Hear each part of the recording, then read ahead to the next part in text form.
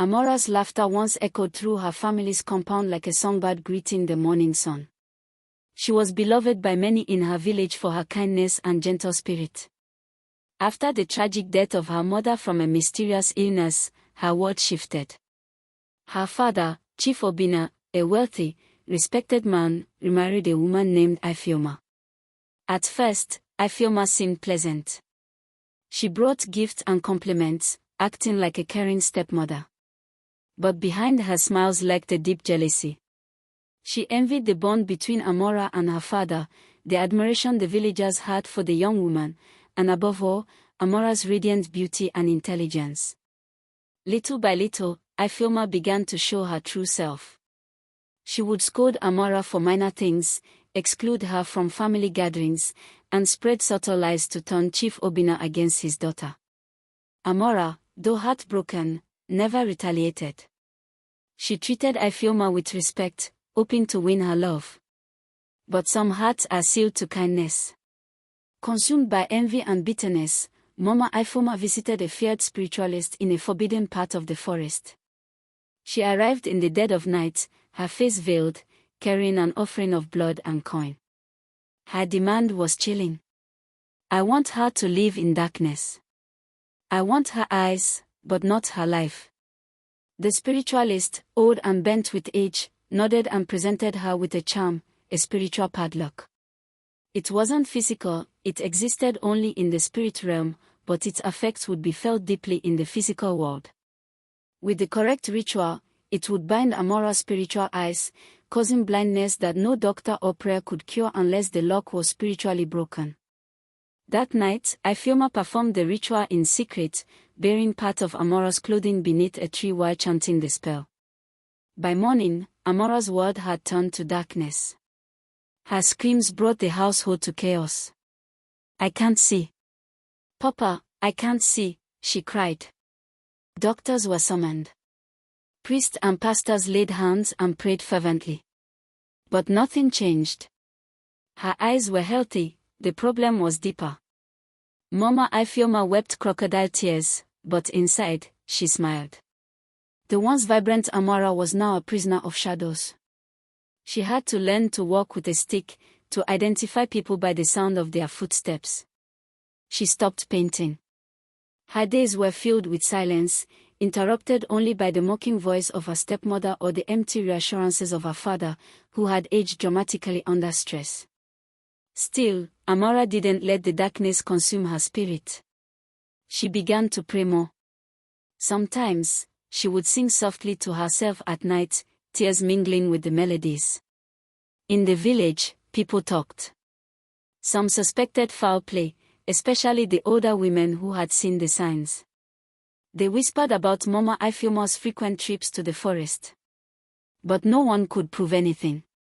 It was during these years that Amara's faith grew strongest. Despite her suffering, she refused to curse anyone. God will fight for me, she would whisper into the void. And then, the winds of fate changed.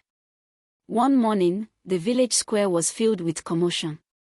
A madman, unknown to anyone, had appeared overnight. Clothed in rags and barefoot, his dreadlocks hung like vines, and he spoke in riddles. They called him Brother Anayo. He danced in the rain, talked to birds, and once scolded a goat for interrupting his sermon to the clouds. The children laughed, the elders ignored him, and the traders warned him of their stalls. But Brother Anayo was not just mad, he saw things others could not. One afternoon, Amara sat in her usual corner under the mango tree, trying to feel the breeze on her face. Brother Anayo approached, slowly, staring at her with eyes wide and glowing strangely. You carry a lock not of this world, he muttered. Amara turned her blind eyes toward him. Who's there? He knelt before her. I see the padlock. It is rusted. Forgotten by its master.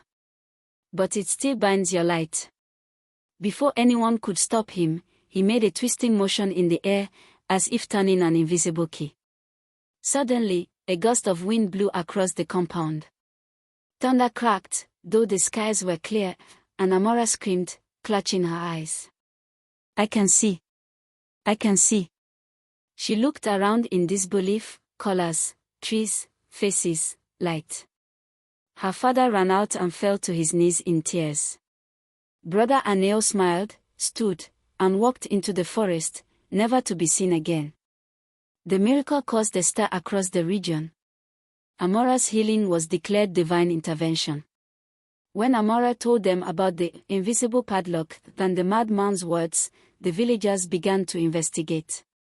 An old herbalist who once assisted Mama Ifeoma came forward in guilt. He admitted he had helped her perform the ritual, not knowing its full consequences. With this confession, the truth spilled out. Chief Obinna was shattered. He confronted Ifeoma, who denied it at first. But when she saw the villagers preparing to summon the council of elders, she panicked. She fled the village that night in her car, speeding along the winding mountain road. But as fate would have it, her car veered off the edge and slammed into a tree. The impact was fatal. Some said she had seen a vision on the road, a madman standing with a key in his hand, laughing. Amara's sight was restored, but she was never the same. The darkness had taught her compassion, patience, and wisdom. Rather than dwell on revenge, she chose to forgive. With her father's support, she opened the lighthouse, a center for the blind and visually impaired. It became a place of healing and inspiration.